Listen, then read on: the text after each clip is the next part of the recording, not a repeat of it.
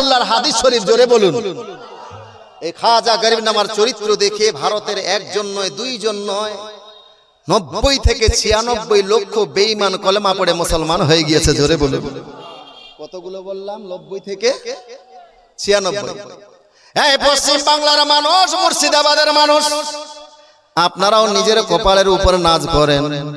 হযরতে খাজা গরিব নামাজ আমাদের এই পশ্চিম বাংলাতেও পাও রেখেছে। জোরে বলুন। এই পশ্চিম বাংলাতে পাও রেখেছে। এই পশ্চিম বাংলা আর ওই বাংলাদেশ তখন এক ছিল। এই বাঙ্গালে এসে হযরতে খাজা গরিব নামাজ একদিনে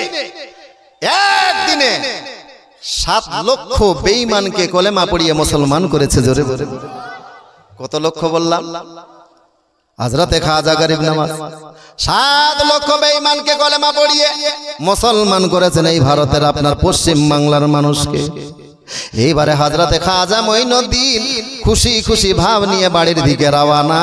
যেমনি ভাবে মা উম্মুল ওয়ারা খাজা গরিব নামাজের চেহারার দিকে তাকিয়েছি, ওই উৎফুল্ল চেহারা দেখে বলতে লাগলো, ওই বেটা মঈনুদ্দিন, কতদিন বাড়িতে আসলা, এইরকম উৎফুল্ল চেহারা নিয়ে আসো নাই, কি ব্যাপার, আজকে এত আনন্দিত কারণটা কি?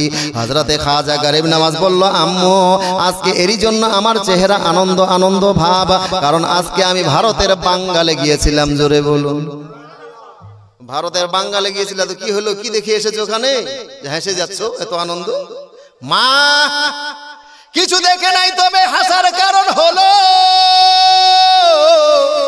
আমি মঈনুদ্দিন ওই বাঙ্গালের সারজামিনে গিয়ে একদিনে 7 লক্ষ বেঈমানকে কলেমা পড়িয়েছি। জোরে বলুন। এই 7 লক্ষ বেঈমানকে কলেমা পড়বার জন্য মা, এরই জন্য আজকে মঈনুদ্দিনের মুখে খুশি খুশি ভাব। জোরে বলুন। মঈনুদ্দিনের মা বলছেন, উম্মুল ওয়ারা বলছে, ও খাজা মঈনুদ্দিন, বেটা মঈনুদ্দিন, এরই জন্যই খুশি, এরই জন্য খুশি খুশি ভাব। ভাই শুন বেটা, এইখানে তোমার একাই হাত নাই। তুমি ভাবিও না যে তোমার কারণেই শুধু অতগুলো বেঈমানকে কলেমা পড়িয়েছি। বললাম, মা আপনি কি বলতে যাচ্ছেন? উম্মুল ওয়ারা বলতে লাগলো, হে বেটা মঈনুদ্দিন, তুমি যে 7 লক্ষ বেঈমানকে কলেমা পড়িয়ে মুসলমান করেছো রে বেটা, এখানে শুধু তোমার একাই হাত নাই, আমি মা আমারও এর পিছনে হাত রয়েছে। জোরে বলুন। কার হাত রয়েছে? আমি মা আমারও এর পিছনে হাত রয়েছে। হযরতে খাজা মঈনুদ্দিন এইবারে মিষ্টি মিষ্টি কথা বলেছে, আম্মু, আমি কষ্ট করে ছেলেদেরকে এতগুলো মানুষকে বুঝিয়ে বাজিয়ে কলমা পড়াইলাম, আর আপনি কইছেন আপনারও হাত আছে, তাহলে বলেন, তাহলে কি করেছেন আপনি আমার জন্য?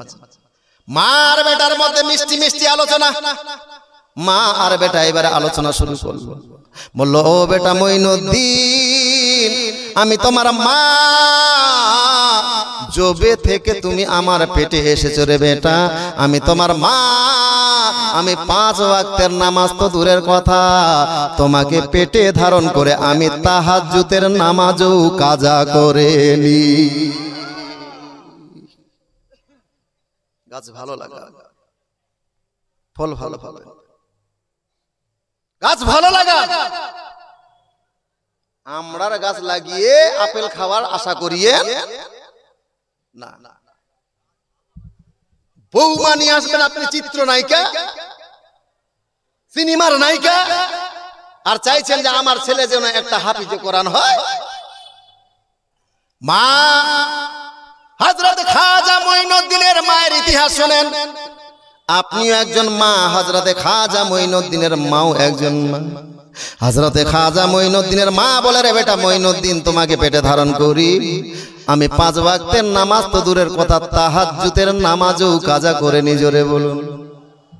আর আমাদের মা বোনদেরকে 5 ওয়াক্তের নামাজ তো দূরের কথা, ওই তাহাজ্জুদের কথা যদি জিজ্ঞাসা করেন, অনেক মা জানে না যে তাহাজ্জুদের নামাজ কি নামাজ না হালুয়া। তাহাজ্জুদ কি জি, কোন হালুয়ার নাম কইছে জানেই না অনেক মা। মা ওই রাত গভীরে যেই নামাজটা পড়ে হযরতে খাজা মঈনুদ্দিনের মা 5 ওয়াক্তের নামাজের সাথে সাথে ওই তাহাজ্জুদের নামাজও কাজা করে নি। জোরে বলুন। তাও আবার অসুবিধার যুগে, সুবিধার যুগে নয়। কোন যুগে? অসুবিধার যুগে, যখন কোনো ডাক্তার হাসপাতাল ছিল না, কোনো নার্সিং হোম ছিল না। এখন তো একটু কিছু হলেই ইনজেকশন মারো, সমস্যা নাই। একটু শরীর খারাপ, চলো হাসপাতালে, কোনো সমস্যা নাই। এমন টাইমে যখন কোনো ডাক্তার হাসপাতাল, আপনার ডাক্তার সেই রকম বড় বড় ডাক্তার ছিল না, বড় বড় হাসপাতাল ছিল না, কোনো নার্সিং হোম ছিল না, ওই অসুবিধার যুগে আবার অত কলকারখানাও ছিল ছিল না। সব কাজ নিজের হাতে করতে হতো। ঢেকিতে করে ধান কুটাতে হতো, যাতাই করে আটা পিষাতে হতো, তারপরে চুলার কাছে বসে বসে শুকনা আপনার স্বামী জঙ্গল থেকে কাঁচা লকড়ি কেটে নিয়ে আসতো। সেই কাঁচা লকড়িগুলো স্ত্রীগুলো দা আর কুড়াল দিয়ে চেলা করে আদা কাঁচা শুকনা এরকম করে একটা হাতে পাখা নিয়ে চুলার কাছে এইভাবে বসে পাখাতে আপনার কি বলে ধোঁয়া হুকিয়েছে আর রান্না করেছে। কথা ঠিক না ভুল? আর এখন আপনার আটার প্রয়োজন, চালের প্রয়োজন, আপনার স্বামী আপনার জন্য কত সুবিধা করে দিয়েছে। অনেক ফ্যামিলিতে স্ত্রীকে ধান সিদ্ধও করতে দেয় না, দিচ্ছে বাজার থেকে প্যাকেট কিনে এনে দিচ্ছে। মেশিন হয়েছে, যদিও সিদ্ধ করেছেন ঢেকিতে করে, আপনাকে আটা কি বলে ধান কুটাতে হবে হবে না। আপনার কি বলে চালের প্রয়োজন, স্বামীকে কিংবা ছেলেকে ইঙ্গিত করবেন, আধা ঘন্টার মধ্যে মেশিন থেকে আপনার ওই ধান কুটে চাউল করে নিয়ে আসবে। আটার প্রয়োজন, যাতায়াতে করে আটা আপনাকে কি বলে পিষাতে প্রয়োজন পড়বে না, আটার প্রয়োজন, স্বামীকে ইঙ্গিত করবেন। এক প্যাকেট আপনার 25 টাকা বা 30 টাকাতে এক প্যাকেট আপনার গমের আটা বা আপনার কোনো আটা ওই দোকান থেকে কিনে এনে দিবে।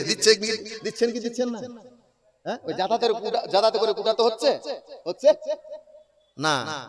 তারপরে আমার মা বোনেরা বর্তমানে ওই যুগে কি করতো, আপনার কাঁচা লকড়ি নিয়ে এইভাবে পাখা নিয়ে চুলা ধরাইতো। আর এখন বর্তমানে স্বামী কষ্ট করে রোজগার করে মাথার ঘাম পায়ে ফেলে 5200 টাকা কিংবা আপনার 7500 টাকা খরচ করে দুইটা গ্যাস সিলিন্ডার কিনে দিয়েছে। স্বামী না কিনে দিলে সরকারে দিয়েছে, একবার ফিটিস করে দিবেন, রান্না হয়ে যাবে। এই সুবিধার যুগে নামাজ পড়তে পারেন না। এই সুবিধার যুগে বাহানা করছে, ছেলেদেরকে গুনাহগার বানাচ্ছে। যে মৌলভী সাহেব মন তো চাইছে যে কি কইব, আমার ছেলেটা বারবার পেস্তাব করে দিচ্ছে। কি করে দিচ্ছে? পেস্তাব করে দিচ্ছে, বাচ্চাদের উপরে দোষারোপ করছে মা হয়ে। অথচ এই যুগে বাচ্চাদেরকে পেস্তাব থেকে বাঁচানোর জন্য ব্যবস্থা আছে কি নাই? নাই। প্যাম্পাসের ব্যবস্থা নাই? প্যাম্পাসের ব্যবস্থা আছে। ওই যুগে হযরতে খাজা গরিব নামাজের যুগে কোনো প্যাম্পাসের ব্যবস্থা ছিল না।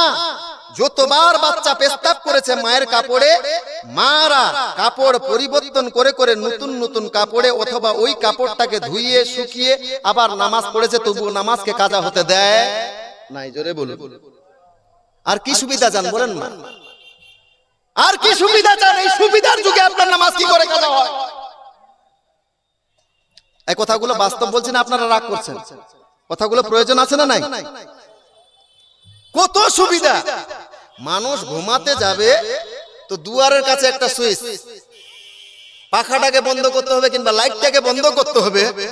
তার জন্য চৌকি থেকে উঠে ওই দুয়ারের কাছে যেতে হবে না, বালিশের কাছেই সুইচ, বালিশের কাছেই, ওখানেই আপনার বাল্ব বন্ধ করছে, পাংখা বন্ধ করছে। আর কি সুবিধা চান? এই সুবিধার যুগে যদি আপনার নামাজ কাজা হয়, এই সুবিধার যুগে যদি আপনি নামাজ না পড়তে পারেন, তাহলে কাল কিয়ামতের দিবসে আপনার কি অবস্থা হবে আপনি জানেন না? আমার আল্লাহ এমনিতেই আপনাকে এত ফ্যাসিলিটি দেন নাই। কি ফ্যাসিলিটি দিয়েছে আমার আল্লাহ? দুনিয়ার এই কোন মানুষ যদি আপনাকে এই ফ্যাসিলিটি গুলো দিবে দেয়, এতগুলো নয়, একটা সামান্য ফ্যাসিলিটি দিলে আপনার কাছ থেকে পয়সা নেবে। সামান্য একটু ফ্যাসিলিটি দিলে, যেমন এই বাল্বটা জ্বালাচ্ছি আমরা, বাল্বটা, এই বাল্বটা কি সরকার ফ্রিতে জ্বালাতে দিবে আমাদেরকে? দিবে? দিবে? আপনার বাড়িতে পাংখা চলে না, বাল্ব জ্বলছে না, কি ফ্রিতে জ্বলছে না? মাসে বা 3 মাস আড়ে বিল দিতে হয় না? আমার আল্লাহ কত দয়ালু দেখেন তো, আমার আল্লাহ কত দয়ালু। দিন রাতকে 24 ঘন্টাকে 2 ভাগে বিভক্ত করে আল্লাহ মানুষের জন্য 1 ভাগ আরামের জন্য তৈরি করেছে, আপনি রাত্রে আরাম করতে গেলে আপনার আলা থাকলে আরাম হবে না, যার জন্য ওই সুইচ নামক আপনাকে বলে সূর্য নামের আলোটাকে আল্লাহ সুইচ দিয়ে বন্ধ করে দিচ্ছে। জোরে বলে আপনার ঘুমানোর জন্য সমস্যা না হয়। তারপরে আবার দিনের বেলায় আপনি যেহেতু কাজকর্ম করবেন, আপনার পরিবার পরিজনের জন্য ছুটাছুটি করবেন, আপনাকে ছুটাছুটি করতে হবে, আপনার আলার প্রয়োজন। বলে আল্লাহ পাক রাব্বুল ইজ্জাত আপনার সুবিধার্থে ওই আসমানের মধ্যে একটা সূর্যের ব্যবস্থা করে দিয়েছে। জোরে বলুন। বলেন আমার আল্লাহ কোনদিন আপনার কাছ থেকে এই সূর্যের বিল নিয়েছে? নিয়েছে? কোনদিন আটানা বিল দিয়েছেন? আল্লাহ যদি এই সূর্যের বিল নিত, সূর্যের আলার বিল নিত, তাহলে পৃথিবীর আমরা পৃথিবীর কোন কোটিপতি এই সূর্যের বিল পেমেন্ট করতে পারতো না। আল্লাহ এমনিতেই এগুলো নিয়ামত দেন নাই। আপনাদের এই এলাকাতে কি আবাদ করেন আপনারা? ধান গম হয় বাবজি? তো ধানটা তো এই গত ধান যেটা হচ্ছে, এটা কি ধান যেন বলে? বর্ষার ধান। এটা তো ডাইরেক্ট আসমান থেকেই পানি হয়। আর ফের অন্য ধান করেন, আমন ধান নাকি বলে, ওটা করেন না? আচ্ছা গম করেন না? তো গম আবাদ করার জন্য মেশিন থেকে পানি ছিঁচে দিতে হয় না জমিতে? দেয় না আপনাদের দিকে? তা মেশিন ওয়ালা কি ফ্রিতে পয়সা আপনাকে পানি দিয়ে জমিতে, না পয়সা নেয়? পয়সা নেয় না? একটা মেশিন ওয়ালা মাত্র 10 থেকে 15,000 টাকা একটা মেশিনের দাম। তার কাছ থেকে পানি নিবেন তো ঘন্টায় ঘন্টায় আপনার কাছে বিল নেয়, অথবা বিঘা হিসাবে আপনার কাছ থেকে বিল কাটে। আমার আল্লাহ কত দয়ালু দেখেন তো। আপনার জমিতে যখন যেইভাবে পানির প্রয়োজন, যখন যেমন পানির প্রয়োজন, আমার আল্লাহ ডাইরেক্ট আপনার জমিতে পানি বর্ষণ করে, অথচ আমার আল্লাহ কোনদিন বান্দার কাছে এই পানি দেওয়ার দরুন বিল কাটে না। জোরে বলুন।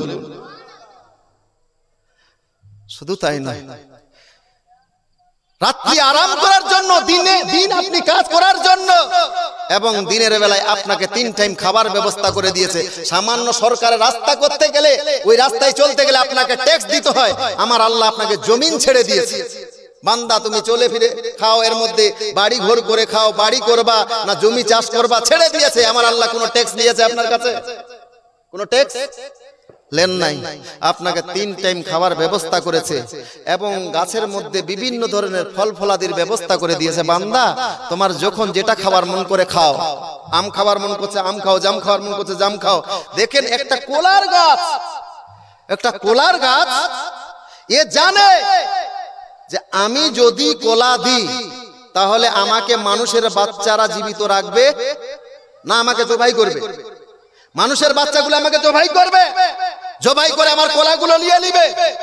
তারপরও সেই কোলার গাছ নিজের জীবনের উপরে ঝুঁকি নিয়ে আপনি মানব, আপনাকে ভিটামিন ফল উপহার দিয়েছে কোলা। জোরে বলুন। শুধু এখানেই শেষ নয়, আল্লাহর নিয়ামত গুলো খালি আজকে আপনি দেখেন নিয়ামত কত। একটা বাছুর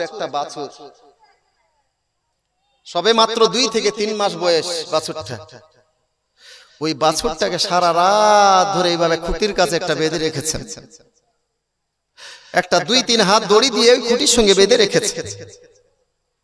বাছুরটা মায়ের দিকে তাকাচ্ছে, গভীর রাত্রিতে ক্ষুধা লেগেছে, মায়ের দিকে তাকিয়ে তাকিয়ে চোখের পানি ফেলছে আর বলছে, আম্মু আম্মু আম্মু আমাকে একটু দুগ্ধ দাও, আমাকে একটু দুগ্ধ দাও, আমি ক্ষুধার জ্বালা সহ্য করতে পারি না। সেই ভোর বিকাল 4টার সময় আমার মনিব আমাকে বেঁধে রেখেছে, মা এই রাত্রে ক্ষুধার জ্বালা আমি সহ্য করতে পারি না, মা আমার একটু দুগ্ধ দাও, আমাকে একটু দুগ্ধ দাও।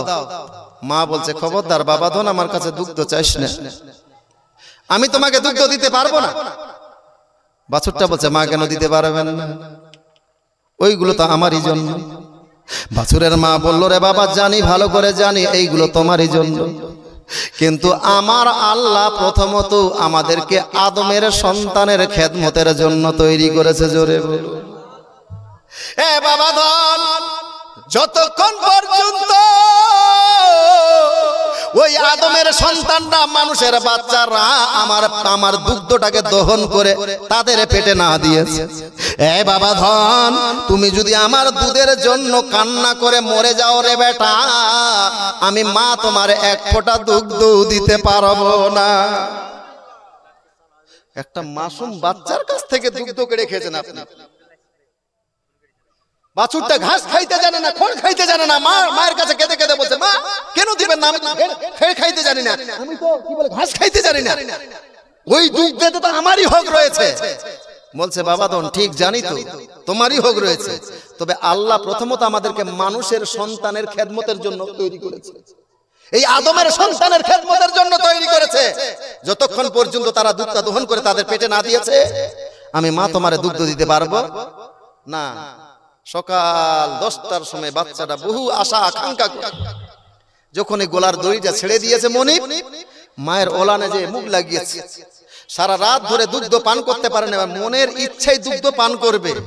কিন্তু আপনি মানুষের বাচ্চা ভালো করে একটা ওলানের দুধও আপনি টানতে দেন না, এবার কান ধরে টান মেরেছেন, একটা টান মেরেছে, আবার দ্বিতীয় ওলানে মুখ লাগিয়েছে, ওই ওলানটাও ভালো করে, ওই ব্যাটটাকেও ভালো করে চুষতে দেন নাই, আবার কান ধরে টান মেরেছে, আবার একটা বেতের মধ্যে মুখ লাগিয়েছে, ওটাকেও ভালো করে টানতে দেন নাই। ওই দুগ্ধটা কেড়ে আপনি মানুষ খেয়েছেন, আপনি ভাবছেন ফ্রিতে এইগুলো আল্লাহ দিয়েছে, কোনো হিসাব লাগবে না। একটা বাছুরের কাছ থেকে দুগ্ধ কেড়ে খেয়েছেন, খেন তো এখানেই হন নাই, পরক্ষণে ওই বাছুরের মাটাকে জবাই করে তার গোশত খেয়েছে। বাছুরটা একটু বেড়ে উঠেছে, ওই বাছুরটাকে জবাই করে তার গোশত খেয়েছে। মুরগা মুরগি, হাঁস মুরগা মুরগিকে জবাই করে তার গোশত খেয়েছে। মুরগি একটা ডিম দিয়েছিল বংশ বিস্তার করার জন্য, সেই ডিম থেকে বাচ্চা ফোটাতে দেন নাই, সেই ডিমটাকে হয়তো মামলাট করে খেয়েছে অথবা সিদ্ধ করে খেয়েছে।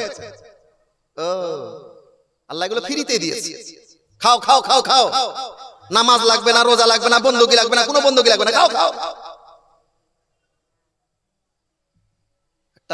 আপনি দাড়ি পল্লায় মাপেন, দাড়ি পল্লাতে এইদিকে দেখেন সব নিয়ামত আছে, গরুর দুধ, গরুর গোশত, খাসির গোশত, বিরিয়ানি, পোলাও, দুনিয়ার ফল ফলাদি, রুই মাছ, কাতল মাছ, ইলিশ মাছ, সবকিছু, কাজু কিশমিশ, সব নিয়ামত। পক্ষান্তরে বিপরীত পাল্লাতে শুধুমাত্র শুক্রবারের নামাজ, শুধুমাত্র। আর অনেক কপাল পোড়া মানুষ যাদের অর্ধেক কপাল নয়, গোটাই কপালটা পুড়ে ছারখার হয়ে গিয়েছে, ওর ওই শুক্রবারের নামাজটাও নাই। বলেন কিয়ামতের দিবসে আমার আল্লাহ যখন বলবে কাঠগড়ায় দাঁড় করিয়ে, এই বান্দা বলো, এই শুধুমাত্র শুক্রবারের নামাজ পড়ার জন্য একটা অবলা জানোয়ার বাছুরের কাছ থেকে তোমাকে দুধ কেড়ে খেতে বলেছিলাম, শুধুমাত্র শুক্রবারের নামাজ পড়ার জন্য একটা গরুকে জবাই করে তার গোশত খেতে বলেছিলাম, শুধুমাত্র শুক্রবারের নামাজ পড়ার জন্য মুরগা মুরগিকে জবাই করে খেতে বলেছিলাম। এই জবাবটা তৈরি করে কবরে যাই,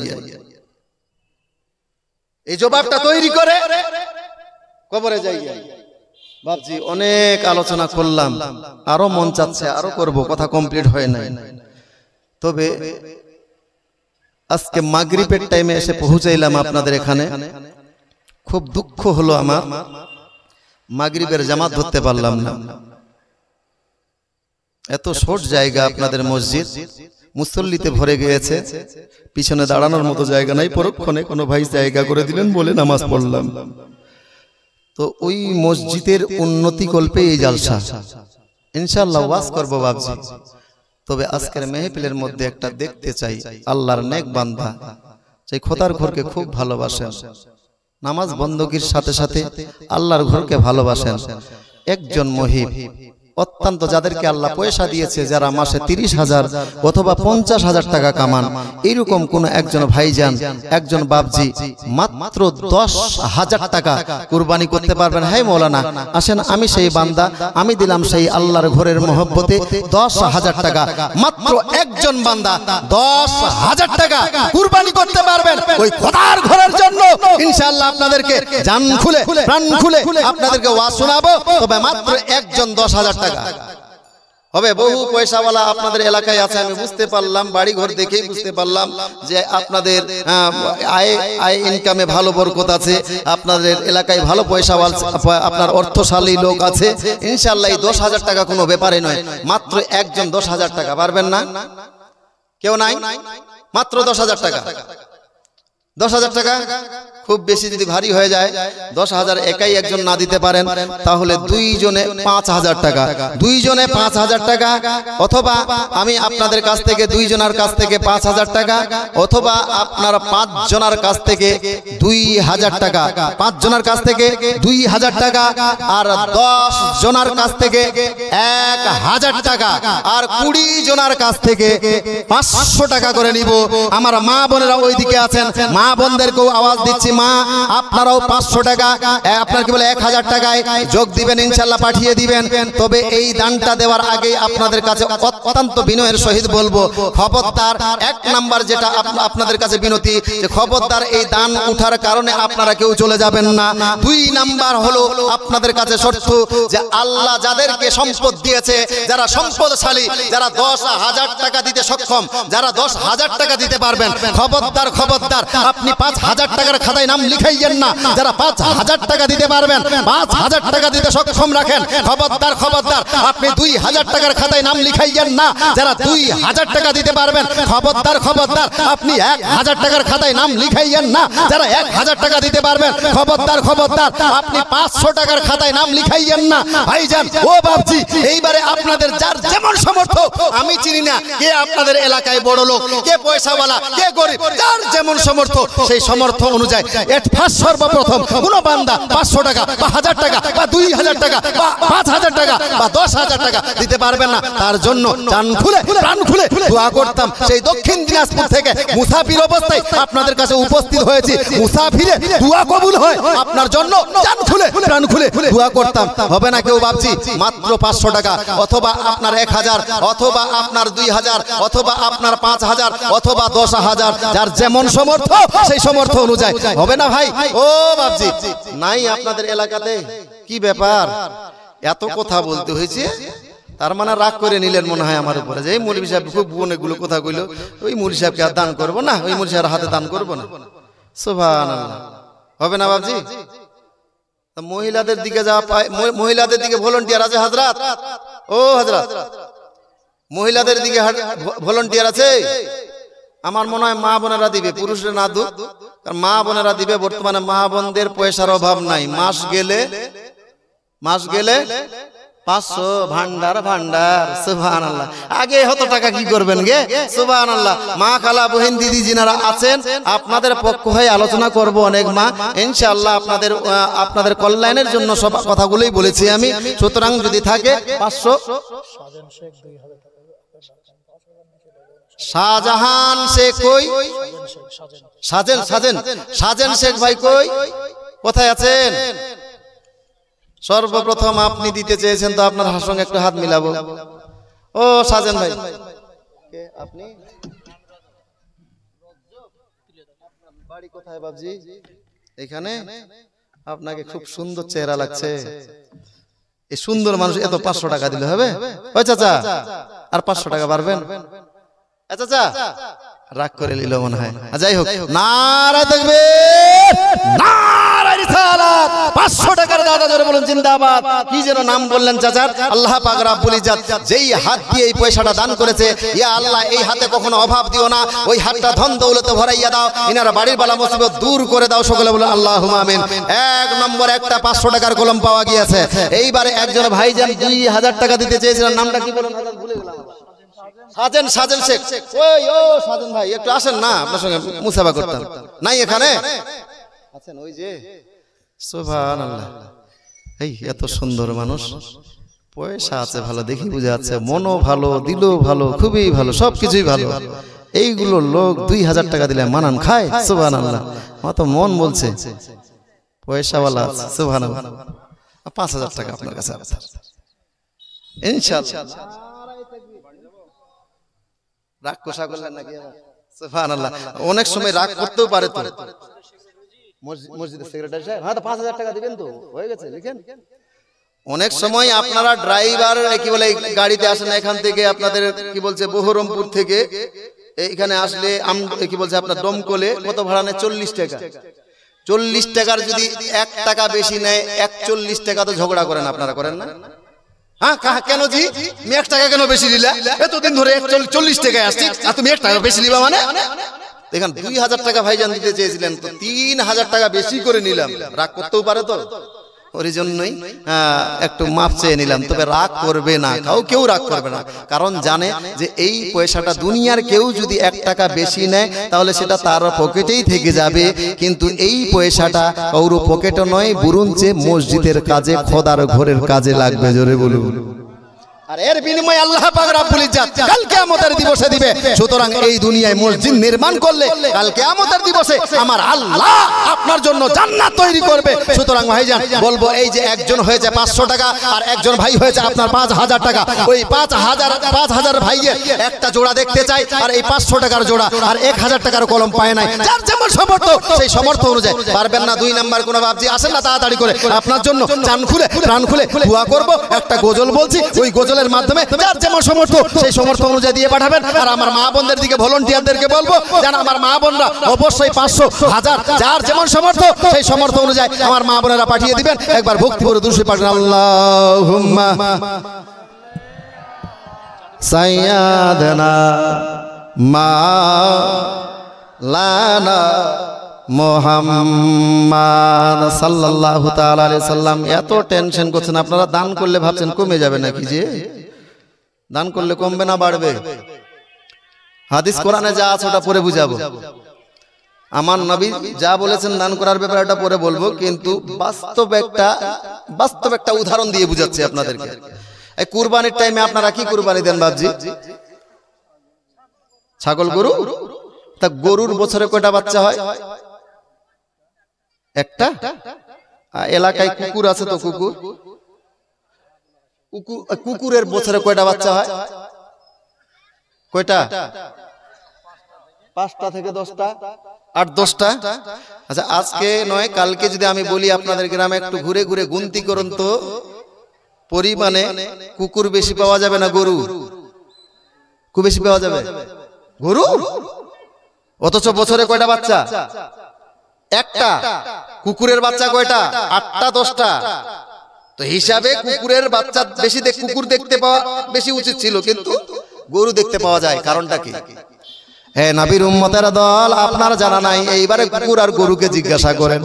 কুকুরকে যদি জিজ্ঞাসা করেন তোমার 8টা 10টা বাচ্চা কি ব্যাপার তোমাকে বেশি দেখতে পারা যায় না, ওই কুকুর বলবে তোমাদের জানা নাই আমার 8টা 10টা বাচ্চা হলে কি হবে? আমাকে কেউ আল্লাহর নামে কুরবানি করে না বলে আমার বাচ্চাতে বরকত নাই। জোরে বলুন। গরু বলবে রে ভাই তোমাদের জানা নাই ওই মুসলমানেরা আমাকে ওই আল্লাহর নামে কুরবানি করার জন্য আমার একটা বাচ্চাতে আল্লাহ বরকত দিয়েছে। জোরে বলুন। যার ফলে আমার বাচ্চাতে বরকত, সেই জন্যই বলছি রে বাবা, পয়সাওয়ালা আল্লাহর রাস্তায় দান করলে, খোদার ঘরে দান করলে আপনার কমে না বরঞ্চ বাড়ে। বরঞ্চ আমার রাসূলুল্লাহর আর একটা হাদিস শুনে না। আমার রাসূলুল্লাহর কাছে একজন সাহাবী রাসূল এসে বলতে লাগলেন, ইয়া রাসূলুল্লাহ, হে ইয়া হাবিবাল্লাহ, হুজুর নবী গো, আপনি আমাদের জন্য একটু দোয়া করেন গো নবী। আমার নবী বললেন, কি দোয়া করব? সাইদ বাড়ি কোথায় হলো? পদ্ম বাড়ি, হরিদ্বার। নারায়ে তাকবীর, নারায়ে রিসালাত। ইয়া আল্লাহ পাক পরবর্তীকারে আলম, তোমার এক বান্দা সাইদ আলী হরিদ্বার থেকে আপনার 500 টাকা দান করেছে। এ দুনিয়ার মালিক, এই ভাইজান যেই নিয়তে দান করেছে তার উদ্দেশ্য সফল করিও, এবং যেই হাত দিয়ে এই পয়সাটা দান করেছে ওই হাতে কখনো অভাব দিও না, ওই হাতটা ধন দৌলতে ভরাইয়া দাও। ইনার বাড়ির বালা মুসিবত দূর করে দাও, রুজি রোজগার, ব্যবসা বাণিজ্য, খেতি বাড়িতে বরকত নাজিল করিও। ইয়া আল্লাহ, এদের পরিবার হইতে যদি কেউ ইন্তিকাল করে যায়, এই দানের ওয়াসিলায় তাদের কবরে আযাবকে মাফ করে দিয়ে চিরতরে জান্নাতবাসী করিও। সকলে বলুন আল্লাহুম্মা আমিন।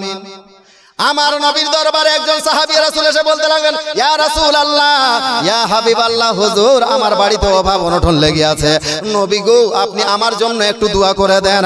ওই সাহাবী রাসূল বলতে লাগলেন, হে সাহাবী বলো দেখি তোমার জন্য কি করতে হবে?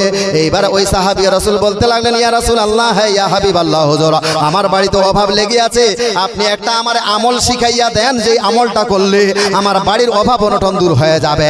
আমার নবী বলতে লাগলেন, সাহাবী তোমার বাড়ির অভাব অনটন দূর করতে চাও? বলল হ্যাঁ দূর করতে চাই। আমার নবী বলতে লাগলেন সাহাবী যাও যাও তুমি আল্লাহর রাস্তায় বেশি বেশি করে দান করো। জোরে বলুন। সাহাবীর অভিযোগ কি ছিল? নবী গো আমার বাড়িতে অভাব অনটন লেগে আছে, আমাকে একটা আমল শিখিয়ে দেন, যেই আমলটা করলে আমার বাড়ির অভাব দূর হয়ে যাবে। নবী আমার বলছেন সাহাবী যাও আল্লাহর রাস্তায় বেশি বেশি করে দান করো। জোরে বলে রাশিকুল মারা গেছে, তার আব্বা 1000 টাকা, বয়স ছেলেটার খুব হালকা না, কেমন হালকা ছিল। নারায়ে তাকবীর, নারায়ে রিসালাত। রাশিদুলের আব্বা 1000 টাকার দাতা। জোরে বলুন জিন্দাবাদ। ইয়া আল্লাহ পাক পরওয়ারদিগারে আলাম, বাপের কাছ থেকে সন্তান বিদায় নিয়ে গিয়েছে। ইয়া আল্লাহ পাক পরওয়ারদিগারে আলাম, ওই রাশিদুলের আব্বা হয়তো আজকে জালসার মধ্যে এসে এটা অনুভূতি করেছে, আজকে অনেকেরই সন্তান জালসা শোনার জন্য এসেছে, আমার সন্তানটা নাই। আমার সন্তান যদি বেঁচে থাকতো অন্যান্য বাপের সন্তানরা যেইভাবে জালসা শুনতে এসেছে আমার সন্তানটা হয়তো জালসা শুনতে আসতো। এ পরওয়ারদিগারে আলাম, ওই বাপ ছেলের গৃহবধূ সহ্য না করতে পেরে ওই ছেলের জন্য 1000 টাকা দান করেছে। দয়া করে মেহেরবানি করে ইনার সন্তানের কবরে যদি আযাব হয়ে থাকে আজকের এই দানের ওয়াসিলায় তিনার সন্তানের কবরে আযাবকে মাফ করে দিয়ে চিরতরে জান্নাতবাসী করিও। সকলে বলেন আল্লাহুম্মা আমিন। হ্যাঁ ভাইয়েরা, আপনাদের কেউ আপনজন ইন্তিকাল করে কবরস্থ হয়েছে, আজকে আপনার যারা আপনজন কবরের মধ্যে চলে গিয়েছে আজকে তারা আনন্দিত। বলল কি করে আনন্দিত? তারা পরস্পরের মধ্যে আলোচনা করবে, তোমরা জানো কি খবর? বলল কি খবর? আমরা জানি না। বলল আজকে আমাদের গ্রামে জালসা আছে, এর জন্য আমি আনন্দিত। বলল তোমাদের গ্রামে জালসা আছে তো কি হবে? বলবে তোমরা জানো না, যখন মৌলভী সাহেব মসজিদের পক্ষ হয়ে হাত বাড়াবে আমার সন্তান বা আমার বেটা বেটি জালসা শোনার জন্য যাবে, যখন মৌলভী সাহেব ওই মসজিদের পক্ষ হয়ে হাত বাড়াবে আমার বেটা আমার বেটি বসে থাকতে পারবে না, মৌলভী সাহেবের হাতে 500,000 টাকা ধরিয়ে দিবে। ওই ধরিয়ে দেওয়ার কারণে মানুষ মরে যাওয়ার পর সবাই সমুদ্রে যেইভাবে কেউ আপনার ফেসে গেলে ওই মানুষটা ফরিয়াদ করে রে ডাঙ্গায় থাকনেওয়ালা মানুষ আমাকে বাঁচাইয়া নাও, ওই রূপ আপনার কবরে থাকা ব্যক্তি মানুষ আপনার উপরে আশা করে যে আমার জন্য হয় কেউ দোয়া করবে অথবা আমার জন্য কেউ দান করবে, তাহলে আমি কবরে আযাব থেকে পরিত্রাণ পাবো, এই আশা নিয়ে থাকে আপনার আপনজন। সবাই আজকে জালসার জন্য আনন্দিত যে আমার বেটা জালসা শোনার জন্য যাবে, আমার বেটি জালসা শোনার জন্য যাবে, আমার নামে 500,000 টাকা দান করবে। কিন্তু আপনার বাম্মার আপনি কথা শুনতে পেলেন না, আমার মৌলভী সাহেবের চোখে আপনারা ফাঁকি দিয়ে চলে গেলেন, চুপি চুপি চলে গেলেন, চাল্লাকি করে চলে গেলেন। কিন্তু আপনারা পার্শ্বে থেকে একটা গরিব মানুষ তার বেটা কিংবা তার বাপের নামে 500 বা 1000 টাকা 500 টাকা দান করেছে, ওই টাইমে তার আপনজন যারা আপনার ইন্তিকাল করেছে সবাই আনন্দ করবে যে দেখ দেখ ওই যে আমার কথা বললো, আমার কি বলে আমার বাবার কথা বললো, আমার বাবা আমার নামে 500 টাকা দান করেছে। কিংবা আপনার কি বলে ছেলে বলবে, আপনার বাপ বলবে যে এই দেখো আমার বেটা কি বলে 500 টাকা দান করেছে, এইবারে আমি কবরের মধ্যে পরিত্রাণ পাবো। ওই পার্শ্বে হয়তো আপনার বাপ শুয়ে রয়েছে, ওর বাপ আপনার বাপ বলবো অত কুদ্দাকুদ্দি করতে হবে না, অত লাফাঝাপা করতে হবে না, তুমি ভাবিও না, তোমার বেটা একাই তোমাকে ভালোবাসে। নিশ্চয়ই হয়তো তোমার বেটার পাশে আমার বেটাও বসে আছে, এখনই আমার বেটাও আমার জন্য দান করবে। এ নবীর উম্মতের দল, আপনি কিন্তু আপনার বাম্মার এই কথাটা বুঝতে পারলেন না, আপনার বাম্মার কি বলে এই কথা শুনতে পেলেন না, আপনার বাপ মাকে আপনার বাপ মার নামে আপনি কোনো দান করলেন না। ওই টাইমে আপনার বাপ আপনার মা কবরের মধ্যে আবার কান্না শুরু করে দিবে আর আপনার জন্য বলবে রে বেটা আজকে তোমাকে লেখাপড়া করার জন্য আমি বাপ তোমার জন্য কি কষ্ট করেছে তোমার জানা নাই। আমি পকেটে 10টা টাকা নিয়ে ওই চায়ের দোকানের পাশে দিয়ে হেঁটে গিয়েছি। আমার বন্ধুরা চায়ের দোকানে বসে বসে চা পান করেছে, আমারও মন করেছিল যে আমিও চা পান করব, কিন্তু হঠাৎ করে তোমার লেখাপড়ার কথা মনে পড়ে আমার একবার পকেটের দিকে তাকাই আর একবার চায়ের দোকানের দিকে তাকাই। আমি মনে মনে চিন্তা করি এই 10 টাকা দিয়ে যদি এখন এই চা পান করি পয়সাটা খতম হয়ে যাবে, যদি বা আমি চা পান না করি তাহলে এই 10 টাকা দিয়ে 5 টাকাতে আমার সন্তানের একটা কলম হবে আর একটা খাতা হবে। এ বেটা, এইভাবে আপনার চা খাওয়া পয়সাগুলোকে বাঁচিয়ে বাঁচিয়ে তোমাকে লেখাপড়া করি একটা মানুষের মতো মানুষ করেছিলাম। এ বেটা, অথচ আজকে আমি বাপ, এই মোরা মাপের কথা একবার মনে পড়লো না। তোমার পাশে গরিবের ছেলেটা তার বাপের নামে 500 টাকা দান করতে পারলো, অথচ তোমাকে আমি সম্পদশালী বানিয়ে এসেছিলাম, তোমাকে হাজার হাজার টাকা দিয়ে এসেছিলাম, আপনার কয়েক বিঘা জমি দিয়ে এসেছিলাম, অথচ তোমার থেকে গরিবের বেটাটা 500,000 টাকা দিল, অথচ তোমার পয়সাওয়ালা হয়েও আমি বাপ, আমার জন্য তুমি 500 টাকা দিতে পারলে না। এইভাবে আপনার বাপ মা কবরের মধ্যে আফসোস করবে। আপনারাই বলতে পারবেন রে বাবা, এখানে যদি 1000 টাকা দিয়ে গিয়েছে, এই লোকটা যে আপনাদের গ্রামের সবচাইতে বড় লোক তা নয়। আমার মন বলছে এর থেকেও অনেক পয়সাওয়ালা এখানে বসে আছে না। এই পয়সাওয়ালা মানুষ, আপনার চাইতে গরিব মানুষটা যদি 1000 টাকা দিতে পারে, আপনার চাইতে গরিব মানুষটা যদি 500 টাকা দিতে পারে, আপনি তো পয়সাওয়ালা, আপনি তো মাসে 3000 নয়, আপনি মাসে তো 30,000 50,000 টাকা রোজগার করেন। আমি তো এই কথা বলে নাই যে আপনাকে 50,000 টাকা দিতে হবে, আমি 30,000 টাকাও চাই নাই, কেবলমাত্র 500,000 টাকা চেয়েছিলাম। আপনার থেকে গরিব মানুষটা দিতে পারলো, আপনি কেন দিতে পারলেন না? এ পর্দার আড়ালের মা, আজকে আপনার মা বাপ আশাবাদী রে মা, যে আমার বেটি জালসা শোনার জন্য গেছে। আজকে আমার বেটি হয়তো, আমি বাপ, আমার জন্য 500 টাকা দান করবে।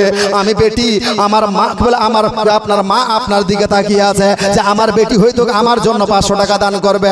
মা, আপনি কিন্তু আপনার বাপ মার কথা শুনতে পারলেন না, আপনি ফাঁকি দিয়ে চলে গেলেন। আপনার বাপ মা সেখান থেকে আফসোস করবে রে বেটে, তোমাকে লেখাপড়া করে একটা ভালো ফ্যামিলিতে বিয়ে দেওয়ার জন্য আমি মাথার ঘাম পায়ে ফেলে দিল্লি বোম্বাইতে রোজগার করতে গিয়েছিলাম। এই কষ্ট করে তোমাকে লেখাপড়া শিখিয়েছে, তারপরে একটা ভালো ফ্যামিলিতে বিবাহ শাদী দিয়েছি রে বেটে। আজকে কি তোমার সেই মোরা বাপের কথা মনে পড়লো না? আজকে কি তোমার সেই মোরা মায়ের মুখটা মনে পড়লো না? আজকে কেন পারলে না তুমি আমি মা আমার নামে 500 টাকা দিতে, আমি বাপ আমার নামে 500 টাকা দিতে? হে পর্দার আড়ালের মা, আপনি কি আপনার সেই মোরা বাপকে ভুলে গেলেন, আপনার মোরা মাকে ভুলে গেলেন? সুতরাং দেরি করিয়েন না রে মা, আপনার বাপ মা আজকে আপনার দিকে আশাবাদী, সুতরাং আর দেরি করিয়েন না। যার যেমন সমর্থ ওই সমর্থ অনুযায়ী পাঠাইয়া দেন। আর আর আর বেশিক্ষণ বলবো না, এই যে মনে হয় হযরত এসে গেছেন না, মারুতিটা গেল, কতক্ষণে টাইম দিয়েছেন না, টিফিনটা করে চলে আসবেন। তাহলে লম্বা আলোচনাও করব না, একটা ছোট্ট করে গজল বলবো। দেখেন, এই টাকা পয়সা আমাদের কবরে যাবে না, এই কেবলমাত্র এই যে দান করছেন মসজিদের ঘরে, খোদার ঘরে, এই সমস্ত দান দক্ষিণা আপনার কবরে যাবে। ছোট্ট করে একটা গজল বলছি ভাই, এই গজলের মাধ্যমে যিনারা তাড়াতাড়ি করে মহিলাদের দিকে গিয়ে, মহিলাদের দিকে ভলান্টিয়ার একটু লক্ষ্য রাখো। দুরূদ শরীফ একবার আল্লাহুম্মা সাল্লি আলা সাইয়্যিদিনা মাওলানা মুহাম্মদ ওয়া আলা আলি সাইয়্যিদিনা মাওলানা মুহাম্মদ। এই দুনিয়ায় আসিয়া কোথায় যাবি ভাগিয়া, এই দুনিয়ায় আসিয়া কোথায় যাবি ভাগিয়া, মরণ তোমায় লইবে ঘিরি যতই করো বাহানা। क्या बात है, পারবেন না ওই ইসরাইল আলাইহিস সালামের সামনে বাহানা করতে পারবেন? পারবেন? এই দুনিয়ায় আসিয়া কোথায় যাবি ভাগিয়া এই দুনিয়ায় আসিয়া, কোথায় যাবি ভাগিয়া মরণ তোমায় লইবে ঘিরে যতই করো বাহানা, মরণ তোমায় লইবে ঘিরে যতই করো বাহানা, চিন্তা করে দেখো না কবরে কি যাইবা না, চিন্তা করে দেখো না কবরে কি যাইবা না।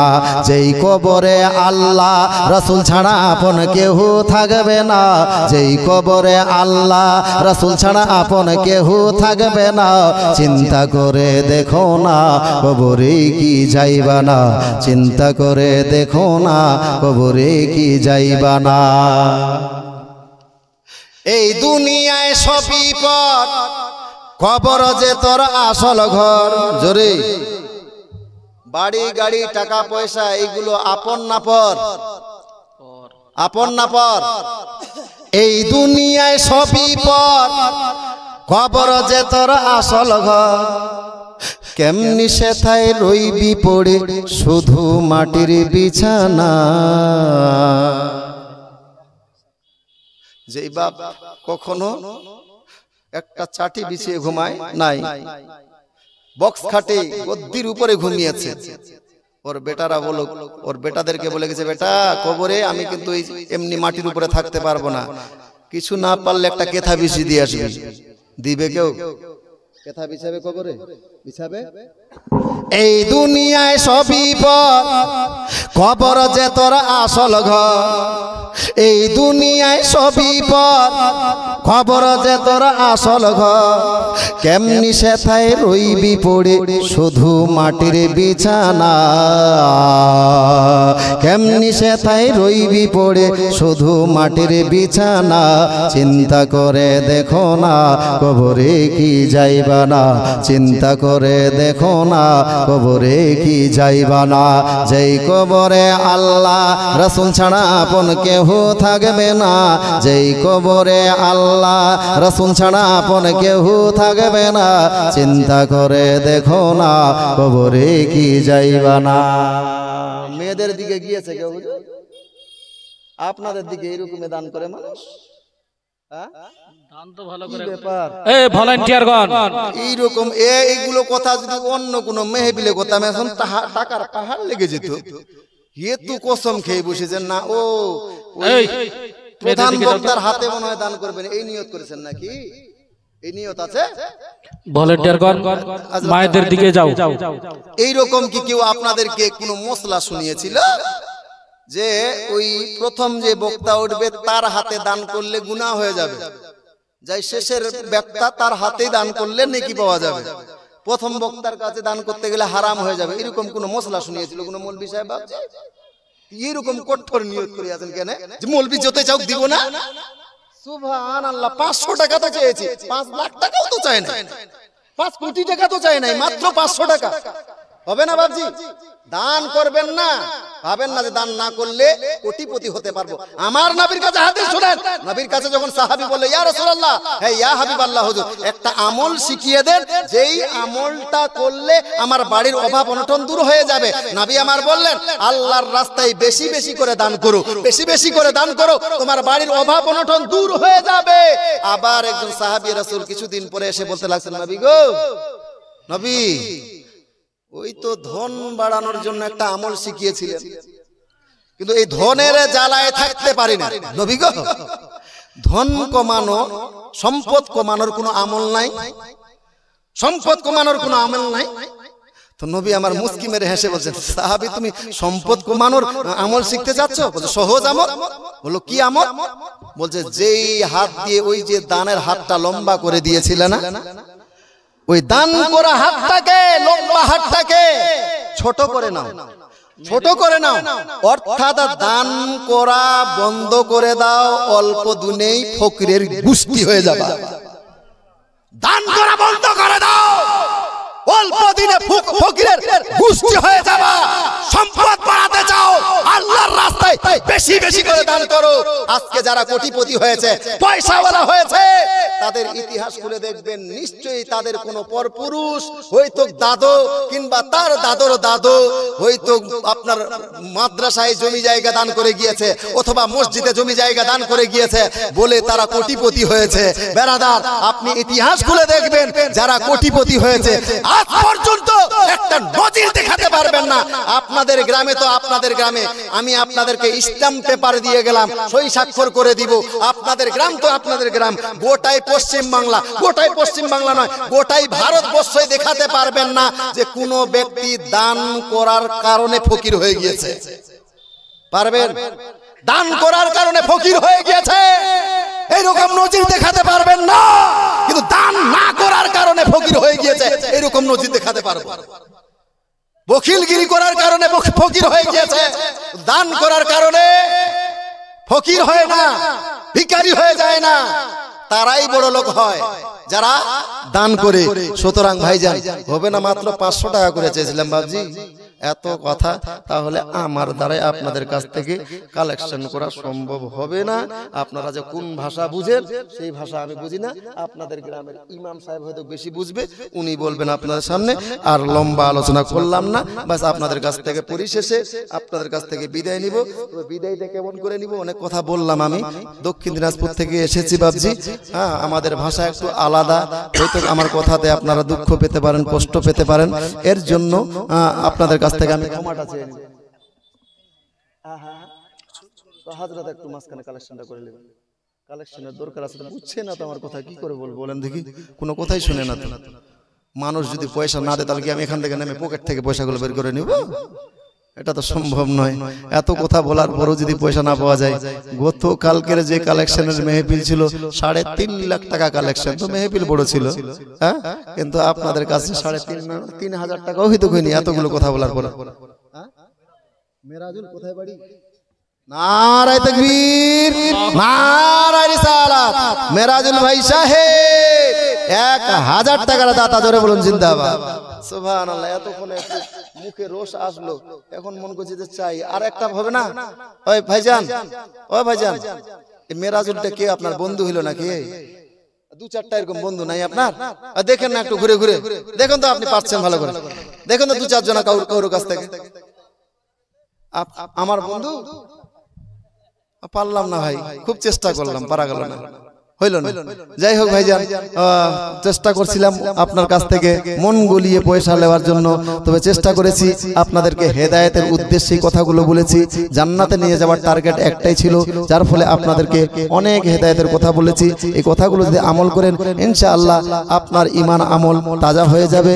আপনি দুনিয়াতে যে আপনার জান্নাতি জীবন পাবেন, মরার পরে তো জান্নাতি জীবন পাবেন, কিন্তু দুনিয়াতেই আপনি জান্নাতি অনুভব করতে পারবেন। সুতরাং আর লম্বা আলোচনা করব না। যদি এখনো কাউরে দেওয়ার মন থাকে তাহলে তাড়াতাড়ি করে পাঠাইয়া দেন, আপনার জন্য দোয়া করব। যাই হোক, পরিশেষে একটি গজল বলে আমি আপনাদের কাছ থেকে বিদায় নিব। দক্ষিণ দিনাজপুরের মানুষ, আমাদের ভাষা একটু আলাদা, আপনাদের ভাষা আলাদা, হয়তো আমার ভাষাতে বলাতে কোনো হয়তো আপনারা কষ্ট পেতে পারেন, যার জন্য হ্যাঁ আসছেন 20 মিনিটের মতো। হাজরত একটু 20 মিনিট বলে নেবেন, 10 মিনিট মাঝখানে। হ্যাঁ, যাই হোক, ওই গজলটা বলে আপনাদের কাছ থেকে বিদায় নিব। বলাতে ভাষাতে যদি ভুল ভ্রান্তি হয়ে থাকে তাহলে আপনারা মাফ করবেন। একবার ভক্তি ভরে দুরূদ পাঠ করবেন। আল্লাহুম্মা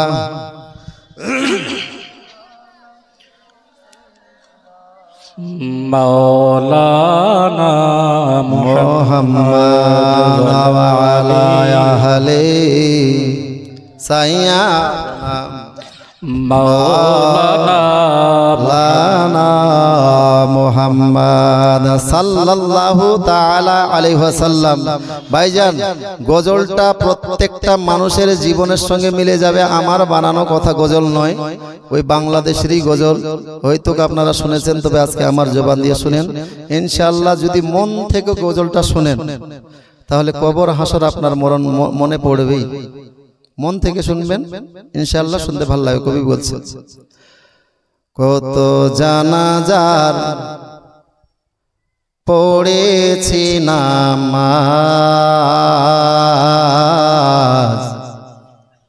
দিয়েছি কত দাফন,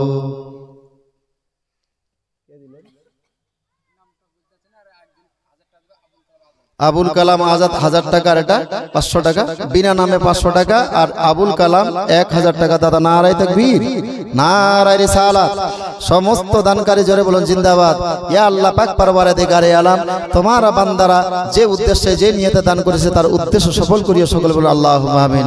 ইনশাআল্লাহ এইভাবে চুপি চুপি আপনারা পাঠিয়ে দেন। গজলটা বলছি, গজলটা শুনেন। কবি বলছে, কত জানাজার পড়েছি নামাজ,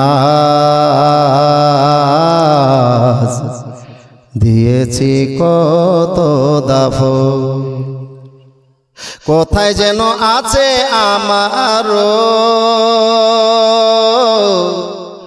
তৈরি সাদা কাফন,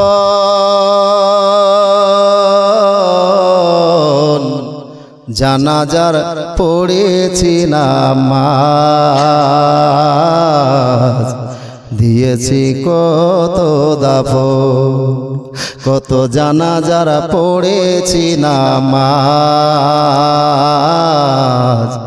দিয়েছি কত দাফন। আমার তরি বাধায় আছে কোন শেখেয়া ঘাটে, কোন মসজিদে এলান হবে শোয়াবে শেষ খাটে। আমার তরি বাধায় আছে কোন শেখেয়া ঘাটে, কোন মসজিদে এলান হবে শোয়াবে শেষ খাটে। কোথায় কখন নিয়ে যাবে আমাকে সজন, জানাজার পড়েছি নামাজ, দিয়েছি কত দাফন, কত জানাজার পড়েছি নামাজ, দিয়েছি কত দাফন, কোথায় যেন আছে আমার তৈরি সাদা কাফন, জানাজার পড়েছি নামাজ, দিয়েছি কত দাফন। কোন সে বাতাস কোথায় যেন দুলছে বাঁশের ঝাড়, কোন সে মাটি কোনখানে ডাকে রে বারবার, কোন সে বাতাস কোথায় যেন বাঁশ জল দুলছে বাঁশের ঝাড়, কোন সে মাটি কোথায় যেন ডাকে রে বারবার, কোথায় যেন বর যাত্রী আছে রে চারজন, জানাজার পড়েছি না মাজ,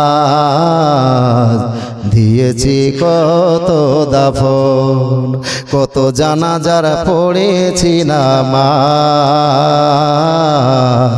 দিয়েছি কত দাফন, কোথায় যেন আছে আমার তৈরি সাদা কাফন, জানাজার পড়েছি নামাজ,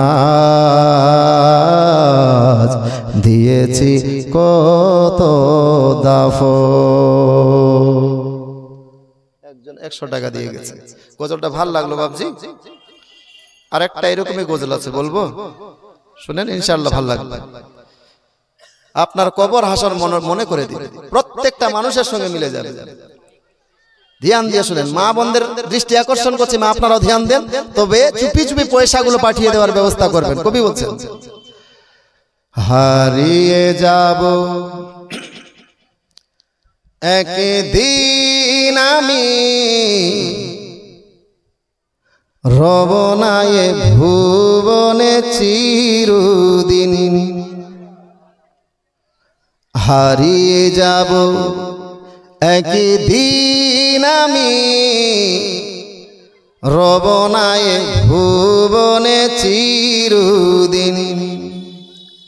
ক্ষমা করে দিও তোমরা আমায়, ক্ষমা করে দিও তোমরা আমায়, ভুল করে থাকি যদি কোনো দিন, হারিয়ে যাব একদিন আমি, রব না এ ভুবনে চিরদিন। হারিয়ে যাব একদিন আমি, রব না এ ভুবনে চিরদিন। বাঁশবাগানে বাগরস্থানে হয়তো দিবে মোরে কবর, তোমরা আমায় যাবে ভুলে, রাখবে না জানি কোনো খবর। মিলান প্রত্যেকেরই মানুষের সঙ্গে বাক্যগুলো মিলবে, বন্ধুদের জানা। বাঁশবাগানে বাগরস্থানে হয়তো দিবে মোরে কবর, তোমরা আমায় যাবে ভুলে, রাখবে না জানি কোনো খবর। পড়বে কি মনে আমার কথা, ফেলবে কি অশ্রু কোনো দিন, হারিয়ে যাব একদিন আমি, রব না এ ভুবনে চিরদিন। হারিয়ে যাব একদিন আমি, রব না এ ভুবনে চিরদিন। একজন বাচ্চা দিয়ে গেছে 200 টাকা, আল্লাহ পাক রাব্বুল ইজ্জত তার দান যেন কবুল করে, সকলে বলুন আল্লাহুম্মা আমিন। একটা ছন্দ বাকি আছে বাবজি, গজলটা ভালো লাগছে বলবো? সুন্দর লাগছে? কারা কারা শুনবেন একটু হাত উঠিয়ে বলেন তো ইয়া রাসূলুল্লাহ। ইয়া রাসূলুল্লাহ। যারা যারা হাত উঠিয়েছেন সবাই 500 টাকা করে নিয়ে আসেন, যারা উঠাননি তারা 1000 টাকা লাগবে। কিন্তু আপনারা হাত উঠিয়েছেন, বলছেন শুনতে ভালো লাগছে, ইনশাআল্লাহ খিলাই দিলে আল্লাহ মিলাই, হবে না কোনো বাপজি। একজন মাত্র 500 টাকা আপনার জন্য, জান খুলে প্রাণ খুলে দোয়া করতাম। মাত্র 100 টাকা 500 টাকা, 500 টাকা যদি খুব ভারীও হয় 100 টাকা হবে না কোনো বাপজি। এতগুলো মানুষ হাত উঠালেন, 100 টাকা দিতে পারবেন না চাচা কেউ? সুবহানাল্লাহ। হ্যাঁ, নাম বললে লজ্জা লাগবে, ওই জন্যই সুবহানাল্লাহ। বাপু তোমার বাড়ি কোথায় হলো? নাম কি তোমার? শাহনওয়াজ। এখানে তোমার বাবা এসছে জলসা শুনতে? এসছে? তোমার দাদু আসেনি না? তোমার বাবা এসছে? হ্যাঁ, ও দাদু নাই? আচ্ছা দোয়া করে দেবো তোমার দাদুর জন্য। এবার তোমার বাবাকে শোনো, এই শোনো, বলো আমার দাদুর নামে আমি দিলাম, হ্যাঁ 100 টাকা। এবার তোমার বাবাকে বলো তোমার বাবার নামে তুমি দাও 100 টাকা। তুমি চাও গা, চাও যা চাও, শোনো তাহলে চাইবা, চাইতে দেরি তোমার বাবার দিতে দেরি হবে না। যদি তোমাকে ভালোবাসে তাহলে, আর যদি তোমাকে না ভালোবাসে না, তুমি কানলেও তোমাকে দিবে না। চাই দেখো গা, দেখো দেখো, চাও গা, সাথে সাথে দিবে। দেখো দিল কি দিল। আমার তো মন বলছে না থাকলে অন্যের কাছ থেকে ধার করে হলেও দিল, তাও পাঠিয়ে দিবে। দেখে নিজের কাছে যদি না থাকে, যদি সত্যি ছেলেটাকে ভালোবাসে, যদি ভালো না বাসে তাহলে দিবে না, জানেন? যদি ভালোবাসে তাহলে ছেলেটাকে চাইতেও হবে না, তার আগেই দিয়ে দিবে। এই যে দেখেন দিল কি দিল। সুবহানাল্লাহ, নারায়ে তাকবীর, নারায়ে রিসালাত। ইয়া আল্লাহ পাক পরওয়ারদিগারে আলাম, তোমার এক বান্দা আপনার বাপ কি বলে দাদুর নামে দিয়েছে 100 টাকা। হে দুনিয়ার মালিক, গালি দিচ্ছে নাকি? গালি দিলে আমাকে কইবি, গালি দিবে না, আশা করি পয়সা দিবে। আর লগন না থাকলে বাকিতে লিখিয়ে দিয়ে। সুবহানাল্লাহ। ইয়া আল্লাহ পাক পরওয়ারদিগারে আলম, দয়া করে মেহেরবানি করে যেই বাচ্চাটা নিজের দাদুর নামে 500 নয় 100 টাকা দান করেছে, দয়া করে মেহেরবানি করে এই দানের ওয়াসিলায় তিনার দাদুর কবরে আযাবকে maaf করে দিয়ে চিরতরে জান্নাতবাসী করিও। সকলে বলুন আল্লাহুম্মা আমিন। সুবহানাল্লাহ। এই যে হয়ে গেছে না, এইদিকে আসো। ও বাবু, আমি চাইলাম আর ওইদিকে তুমি দিচ্ছ মানে? ফকির যখন চাইবে, ফকিরের হাতে পয়সা আসলে ওই ফকিরকে একটু আরো চাইতে ভালো লাগবে, কথা ঠিক না? আচ্ছা ফকির ওই বাচ্চাটার বাপ 2000 টাকা আর দাদুর নামে 2000 টাকা।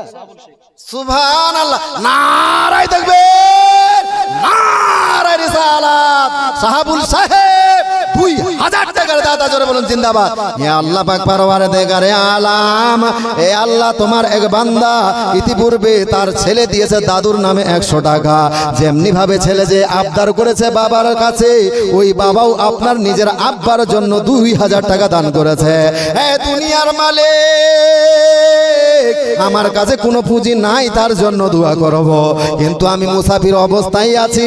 ইয়া আল্লাহ দয়া করে মেহেরবানি করে এই দান তোমার দরবারে কবুল করে, বাবার বেটার দান কবুল করে এই আপনার বেটার দাদু এবং বাপের আব্বার কবরের আযাবকে মাফ করে দিয়ে চিরতরে জান্নাতবাসী করিও। ইয়া আল্লাহ এই দানের ওয়াসিলায় তিনাদের বাড়ির বালা মুসিবত দূর করে দাও, রুজি রোজগার ব্যবসা বাণিজ্য খেতি বাড়িতে বরকত নাজিল করিও। সকলে বলুন আল্লাহুম্মা আমিন। এই যে হয়ে গেল 100 টাকা, আর একজন হবে না কোনো বাপজি 100 টাকা। ওই যে একটা বাচ্চা ছেলে 100 টাকা দিতে পারলো, আর আপনারা এত আপনার কি বলে, আমার তো মনে হয় অনেক পয়সাওয়ালা মানুষ আছে, এই বাচ্চাটা দিতে পারবে আর আপনি দিতে পারবেন না, না এটা হতে পারে না। বাপজি আপনার নাম বলার প্রয়োজন নাই, বিনা নামে নিয়ে যাবেন, আপনার নামটা বলবো না, কেবলমাত্র 100 টাকা আপনার কাছ থেকে লিব, আপনার জন্য জান খুলে প্রাণ খুলে দোয়া করব। রে যুবক, কত টাকা মোবাইলের পিছনে নষ্ট করেছো, আজকে পারবা না তোমার বাপ মায়ের কদমে 100 টাকা রিচার্জ করতে, যেই মা তোমারে কষ্ট করে লালন পালন করেছে। রে যুবক, সেই মায়ের মহব্বতে পারবা না 100 টাকা দিতে। কত টাকা গুটকা খেয়ে উড়িয়েছো, কত টাকা গুটকা খেয়ে খরচ করেছো, পারবা না আজকে বাপের নামে 500 টাকা নয় 100 টাকা দিতে। হে যুবক, তোমার বাপরে যদি ভালোবাসো, তোমার মারে ভালোবাসো, মাত্র 100 টাকা চেয়েছি, তোমার জান চায় নাই, প্রাণ চায় নাই। ও ভাইজান, কত টাকা কোন দিকে আসবে, কত টাকা কোন দিকে খরচ হবে, আজকে পারবা না বাপের নামে মায়ের যোগ্য বেটা মাত্র 100 টাকা দিতে, আপনার বাপের যোগ্য বেটা মাত্র 100 টাকা দিতে। আমার মন বলছে হয়ে যাবে, যদি থাকে তাড়াতাড়ি করে পাঠাইয়া দেন, আপনার জন্য দোয়া করবো। সুবহানাল্লাহ। এই যে এতগুলো কথা বলার পরে একটা সুবহানাল্লাহ, সুবহানাল্লাহ। এই নারায়ে তাকবীর, নারায়ে রিসালাত, ইয়া রাসূলুল্লাহ। মা বাপের যোগ্য বেটা জোরে বলুন জিন্দাবাদ। 1000 টাকার দাতা জোরে বলুন জিন্দাবাদ।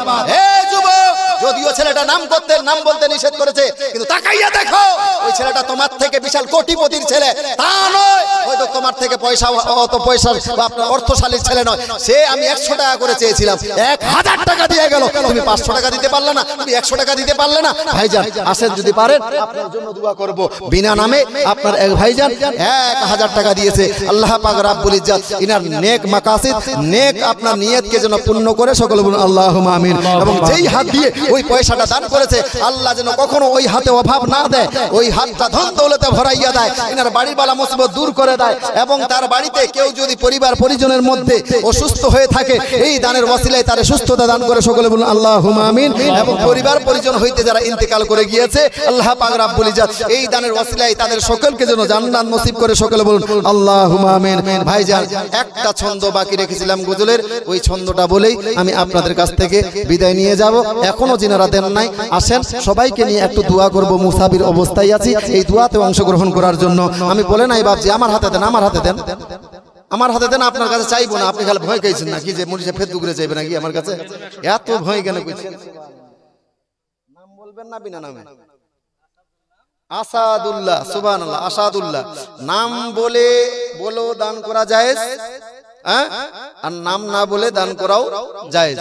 হ্যাঁ, তবে নাম বলে দান করা বর্তমানের যুগে কেন নাম বলে দান করা জায়েজ, কারণ এখানে হয়তো কেউ নাই, সবাই নাই, বাইরে কেউ শুনেছে।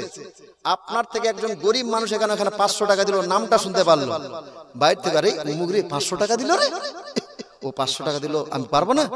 হয়তো এই কথাটা শুনে ওর মনটা গলে যাবে, ও যদি দিতে পারে আমি কেন পারবো না। ওর নাম শুনে হয়তো ওর থেকে বড় লোকটা হয়তো 500 টাকা দিয়ে যাবে। এই মতে নাম বলেও দান করা যায়। সুবহানাল্লাহ। একজন বেনামে দিয়েছে, নয় নামটা আসাদুল্লাহ ভাই 300 টাকা, আর একজন বেনামেতে দিয়েছে। আল্লাহ পাক রব্বুল ইজ্জত যেন এই ভাইজানের দানও আপনার 500 টাকা দিয়ে পাঠিয়েছেন। নাম না বললেও আল্লাহ পাক রব্বুল ইজ্জত তাকে চিনতে পারবে, এবং কোন উদ্দেশ্যে দিয়ে পাঠিয়েছেন সেটাও জানতে পারবে। আল্লাহ পাক রব্বুল ইজ্জত তার উদ্দেশ্য যেন সফল করে, সকলে বল আল্লাহুম্মা আমিন। নারায়ে তাকবীর, নারায়ে রিসালাত। সমস্ত দানকারী জোরে বলুন জিন্দাবাদ। সুবহানাল্লাহ। এখনো যিনারা দেন না বাপজি, ও ভাইজান তাড়াতাড়ি করে বাপের নামে নাম বলেনি। ইয়া আল্লাহ পাক পরওয়ারদিগারে আলাম তোমার এক বান্দা যদিও নামটা কালো কিন্তু আমার নজরে খুব ভালো। ইয়া আল্লাহ পাক পরওয়ারদিগারে আলাম ওই কালু ভাই বাপ মায়ের নামে 500 নয় 1000 টাকা দান করতে চেয়েছে। হে দুনিয়ার মালিক দয়া করে মেহেরবানি করে এই সন্তানের দান তোমার দরবারে কবুল করে নাও এবং এই দানের ওয়াসিলায় তিনার আব্বা আম্মার কবরে আযাবকে maaf করে দিয়ে জান্নাতে অবস্থান করাইও ইয়া আল্লাহ। এবং এই ভাইজানের কামাই রুজিতে বরকত নাজিল করিও সুবহানাল্লাহ। এটা কে দিল? আপনার নাম? ও আপনি দিলেন, লোগো দিয়ে দিলেন। সুবহানাল্লাহ, নারায়ে তাকবীর, নারায়ে রিসালাত। সমস্ত দানকারী জোরে বলুন জিন্দাবাদ। এই যে ভাইজান এইবারে একটু পাওয়া যাচ্ছে, এইভাবে যদি আপনারা একটু মা বোনদের বলবো যে আপনারা সামনে একটু সরে, আগে পিছনে জায়গা কম, আপনারা আপনার সামনেটা একটু সরে সরে যান, তাহলে পরে যে মায়েরা আসছে ওনাদের বসতে কোনো অসুবিধা হবে না। মহিলাদের দিকে এত ভিড় ভাই, সুবহানাল্লাহ, আর পুরুষদের দিকে মেহফিল খালি, সুবহানাল্লাহ। যাই হোক মা বোনেরা যারা হয়তো সামনে জায়গা খালি রেখে বসে আছেন ওনাদেরকে বলবো আপনারা আগিয়ে আগিয়ে বসেন। পরক্ষণে যারা আসবে তাদেরকে আসা এবং বসার সুযোগ করে দেওয়া এটা আপনার ইমানি দায়িত্ব। সুতরাং নিজেও ভালো করে বসেন এবং পরক্ষণে যারা আসবে তাদেরকেও আসা এবং বসার সুযোগ করে দেন। মা বোনেরা যারা সামনের দিকে জায়গা খালি রেখেছেন একটু আগিয়ে আগিয়ে বসেন। আচ্ছা যাই হোক, আর যিনারা এখনো দান পাঠান নাই মা বোনদের তরফ থেকে কই দান গো? ওইদিকে বলছে প্যান্ডেল ভর্তি, তো কই দান? তো টাকা কেউ তুলতে যায় নাই? টাকা তুলতে যায়নি কেউ? সুবহানাল্লাহ। আগে খালা আপনার গেলিয়ে বহু জ্বালা, সুবহানাল্লাহ। এখন পর্যন্ত একটাও 100 টাকা নাই, 500 টাকা নাই, সুবহানাল্লাহ। আপনাদের জন্য জান খুলে প্রাণ খুলে দুয়া হবে, সুবহানাল্লাহ। নিয়ে আসেন না গে 3 বছর ধরে এটা একজন বেনামে নারায়ে তাকবীর, নারায়ে রিসালাত। ইয়া আল্লাহ পাক পরওয়ারদিগারে আলাম তোমার এক বান্দা অসুস্থ, ইয়া আল্লাহ 500 টাকা আপনার দান করেছে, ইয়া আল্লাহ 3 বছর ধরে আপনার বিছানায় পড়ে রয়েছে। এ দুনিয়ার মালিক, যেই রোগ ডাক্তারে ভালো করতে পারে না, যেই রোগ নার্সিং হোমে ভালো হয় না, হসপিটালে ভালো হয় না, তুমি যদি ইচ্ছা করো এক ইশারায় মুর্দাকে পর্যন্ত জীবিত করে দিতে পারবে। ইয়া আল্লাহ কাল কিয়ামতের দিবসে হাজার হাজার বছরের পূর্বের মুর্দাকে এক ইশারায় জীবিত করবে। ইয়া আল্লাহ পাক পরওয়ারদিগারে আলাম তোমার এই বান্দা যে 3 বছর ধরে আপনার শয্যায় পড়ে আছে, দয়া করে মেহেরবানি করে এই দানের ওয়াসিলায় তারে সুস্থতা দান করিও এবং শরীরের মধ্যে যত রোগ ব্যাধি আছে সেটাকে দূর করে দিও। ইয়া আল্লাহ পাক পরওয়ারদিগারে আলাম এবং এই দানের ওয়াসিলায় ওই বাড়িতে যত সদস্য আছে তাদেরকে তুমি হেফাজত করিও। সকলে বলুন আল্লাহুম্মা আমিন, সুবহানাল্লাহ। ও মা খালা বহিন দিদি, আপনাদের তরফ থেকে এখন পর্যন্ত একটাও 500 টাকা পেলাম না। হে পর্দার আড়ালের মা,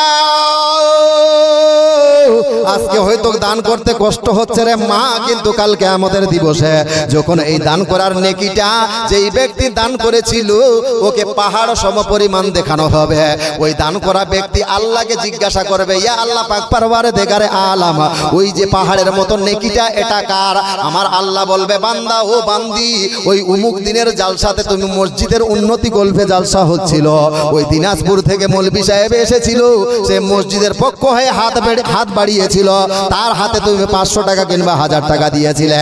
হে বান্দা, হে বান্দে, আমি আল্লাহ তোমার দানে সন্তুষ্ট হয়ে সেই নেকিটা আমি পাহাড় সমপরিমাণ করে দিয়েছি। জোরে বলুন সুবহানাল্লাহ। পাহাড় সমপরিমাণ আমি খুশি হয়ে সেই নেকিটা পাহাড়ের মতো করে দিয়েছি। ওই টাইমে ফের আল্লাহকে বলবেন আর আমাদেরও গালি দিবেন যে আল্লাহ দান করলে এতগুলো নেকি হবে আমার জানা ছিল না। আল্লাহ যদি এটা পৃথিবীতে জানা থাকতো দান করতে গেলে এতগুলো নেকি পাওয়া যাবে, তাহলে 500 1000 কেন, আমি নিজের রুজি রুটিটা তোমার রাস্তায় দান করে দিতাম। জোরে বলে সেই দিন বলবেন, সেই দিন যখন এই আপনার দানের নেকিটা পাহাড়ের মতো দেখানো হবে, সেই দিন বলবেন আল্লাহ দান করলে এতগুলো নেকি হবে আমার জানা ছিল না। যদি জানা থাকতো পৃথিবীতে তাহলে শুধু এই টাকা নয়, নিজের রুজি রুটিটা তোমার রাস্তায় দান করে দিতাম। জোরে বলে কে দিল ভাই? সুবহানাল্লাহ। ইয়া আল্লাহ, তোমার এক বান্দা বেনামে বাপের নামে আপনার দোয়া চেয়েছে। হে দুনিয়ার মালিক, দয়া করে মেহেরবানি করে এই দানের ওয়াসিলায় তিনার আব্বার কবরে আযাবকে maaf করে দিয়ে চিরতরে জান্নাতবাসী করিও। সকলে বলুন আল্লাহুম্মা আমিন। হে পরদার আড়ালের মা, এতক্ষণ ধরে আমি প্রায় আধা ঘন্টা নয়, প্রায় 1 ঘন্টা ধরে শুধু দানেরই ফজিলত আপনাদের বলে যাচ্ছি, অথচ একটা আপনাদের কাছ থেকে আপনার 500 টাকা 100 টাকা তো দূরের কথা, 8 আনা পয়সাও আসলো না। সুবহানাল্লাহ। এইরকম খালে এই দিককার মেয়ে ছেলেগুলো আপনাদের কি কহিব, এত চাল্লাকের বেটি কেনে গে? সুবহানাল্লাহ। এ তো হিসাবই ছিল না মেয়ে ছেলেরা, এই যতদিন ভান্ডার পাচ্ছিল না ঠিক দান করছিল, জবে থেকে এই ভান্ডারে টাকা জমা হতে লেগেছে, হিসাবই বেটি হয়ে গেছে সব, খুব হিসাব করে চলছে, ওই দান করার বেলা হিসাব, কিন্তু কাপড় কানি কেনার সময় কোনো হিসাব করবে না। সুবহানাল্লাহ। ও খালা বহিন দিদি, এত রাগ করিয়েন না গে, কেন ওইরকম রাগ করে নিয়েছেন? মুসাফির অবস্থায় এসেছি, আপনার জন্য দোয়া করতাম, একজনও হবে না গে খালা? এতগুলো মহিলার মধ্যে কেউ জাননি হাজরাত ওই ভলান্টিয়ার গিয়েছে না এমনি দেখালে তো? কই যাও, চাদরটা নিয়ে যাও। চাদরটা আর ফকির চাইবে, আপনারা পয়সাগুলো ওখানে নিয়ে রাখলে হবে না তো? ফকিরের হাতে দিবেন, তাহলে তো আমাকে চাইতে ভালো লাগবে। আমি খালি এমনিতে চিল্লেছি, ওখানে জমা করে রাখলে হবে না, নিয়ে আসতে হবে এখানে, ডেলিভারি করতে বলেন টাকাগুলো। সুবহানাল্লাহ। যাই হোক, যে গজলটা বলছিলাম, গজলটা শুনেন। আর দান করলে কমে না। রুজিকের মালিক কে? রুজিকের মালিক কে? আল্লাহ। জানা নাই? জানো কি জানতে পারো, বুঝো কি বুঝতে পারো, জানো কি জানতে পারো, বুঝো কি বুঝতে পারো, গভীর রাতে নীল আকাশে প্রদীপ জ্বালাই কে, রোজ বিহানে পূর্ব দিকে সূর্য উঠায় কে, রোজ বিহানে পূর্ব দিকে সূর্য উঠায় কে, জানো কি জানতে পারো, বুঝো কি বুঝতে পারো, জানো কি জানতে পারো, বুঝো কি বুঝতে পারো, গভীর রাতে নীল আকাশে প্রদীপ জ্বালাই কে, রোজ বিহানে পূর্ব দিকে সূর্য উঠায় কে, রোজ বিহানে পূর্ব দিকে সূর্য উঠায় কে। আকাশ আর জমিনেতে হুকুম আছে যার, ত্রিভুবনে যাহা কিছু সবই যে তাহার। আকাশ আর জমিনেতে হুকুম আছে যার, ত্রিভুবনে যাহা কিছু সবই যে তাহার, সবই যে তাহার। আর জানো কি জানতে পারো, বুঝো কি বুঝতে পারো, জানো কি জানতে পারো, বুঝো কি বুঝতে পারো, দিবারাতে একই মতো জেগে আছেন কে, মায়ের পেটে শিশুর মুখে অন্ন যোগায় কে, মায়ের পেটে শিশুর মুখে অন্ন যোগায় কে, জানো কি জানতে পারো, বুঝো কি বুঝতে পারো, জানো কি জানতে পারো, বুঝো কি বুঝতে পারো, গভীর রাতে নীল আকাশে প্রদীপ জ্বালাই কে, রোজ বিহানে পূর্ব দিকে সূর্য উঠায় কে, রোজ বিহানে পূর্ব দিকে সূর্য উঠায় কে। ওই হাজারাত 20 মিনিট হয়ে গেল, এখন পর্যন্ত নাই। সুবহানাল্লাহ। দান তো দিয়ে না আসছে, তৈরি হয়েছে। সুবহানাল্লাহ। যাই হোক, এখনো যিনারা বাকি আছেন তাড়াতাড়ি করে পাঠিয়ে দেন। বিশেষ করে মা বোনদের বলবো, মা আপনাদের মধ্যে এখনো যিনারা পয়সা পাঠান নাই, তাড়াতাড়ি করে বাচ্চা ছেলেদের দ্বারা, অথবা হয়তো আপনাদের দিকে ভলান্টিয়ার গিয়েছে, ওই ভলান্টিয়ার দ্বারা পাঠিয়ে দিবেন। ইনশাআল্লাহ আপনার জন্য জান খুলে প্রাণ খুলে শেষে আপনাদের দোয়া করে যাব। ওই যে গজলের একটি ছন্দ বাকি রেখেছিলাম, পরিশেষে ওই গজলটা পেলে আমি আপনাদের কাছ থেকে বিদায় নিব। ছন্দটা শুনুন, কবি বলছেন, আদরা বেওয়া স্বামীর নামে 1000 টাকা। নারায়ে তাকবীর, নারায়ে রিসালাত। ইয়া আল্লাহ পাক পরওয়ারদিগারে আলাম, তোমার এক বান্দি আদরা বেওয়া। হে দুনিয়ার মালিক, স্বামী জগতে নাই, স্বামী দুনিয়া থেকে বিদায় নিয়ে গিয়েছে। ইয়া আল্লাহ পাক পরওয়ারদিগারে আলাম, আজকে ওই মা হয়তো মেহফিলের মধ্যে বসে বসে অনুভূতি করেছেন, স্বামী যদি বেঁচে থাকতো হয়তো স্বামী হয়তো আপনার 100-200 টাকা দান করতো। স্বামী জগতে বেঁচে নাই, স্বামী জগতে বেঁচে নাই, সেই স্বামীর নামে ওই মা আপনার দুকুনি মা আপনার স্বামীর নামে 1000 টাকা দান করেছে। ইয়া আল্লাহ পাক পরওয়ারদিগারে আলাম, এই দানের ওসিলায় তিনার স্বামীর কবরে আযাবকে মাফ করে দিয়ে চিরতরে জান্নাতবাসী করিও ইয়া আল্লাহ পাক পরওয়ারদিগারে আলাম। এবং এই মায়ের বাড়ির বালা মুসিবত দূর করে দাও, রুজি রোজগারে বরকত নাজিল করো, কারবার ব্যবসা বাণিজ্য খেতি বাড়িতে বরকত নাজিল করিও, এবং ছেলে মেয়েরা যারা রয়েছে তাদের কামাই রুজিতে বরকত নাজিল করিও, আসমানি বালা জামিনি বালা সমস্ত বালা হইতে হেফাজত করিও। সকলে বলুন আল্লাহুম্মা আমিন। আল্লাহুম্মা সাল্লি আলা